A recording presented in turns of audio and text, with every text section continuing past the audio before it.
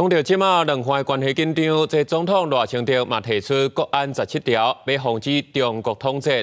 为了避免国人去中国食头路，去中国来吸收，这劳动部嘛依照两岸人民关系条例，要禁止中人介绍国人去到中国做工课。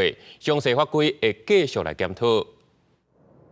美中台关系一直变化，两岸关系也无改善。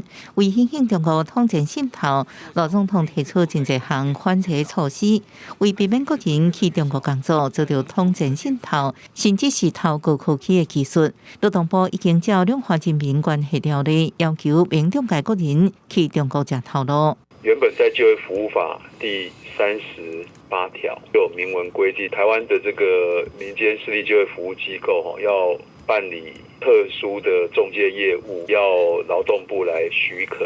现在政府特别又把这个相关的规定在耳提面命，而且是更强调严格的执行。我觉得还是跟近来这个两岸关系整个大的严峻的局势是相关。除了禁止中介，也禁止刊登无经过许可的中国工作广告。法规会继续检讨。不过，要去中国工作民众表示，虽然政府管制措施也是透过朋友介绍才管道得到去中国工作的消息。想再去这边吗？我其实会说，老实说，挑战看看，会到一个就是完全不同的环境跟制度下，我觉得是一种个人的这种挑战，我会想要去。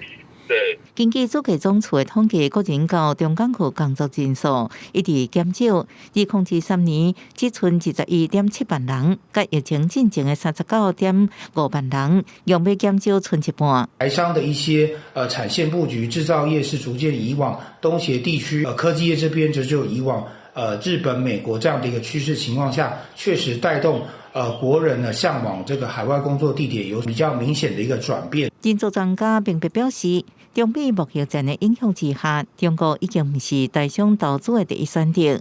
再加上中国的青年失业率高，台湾无阁有优势。若要旅外工作，美国、日本以外，经济一直起飞的东南亚，这几年拢是优先选择的地点。公视新闻采访报道。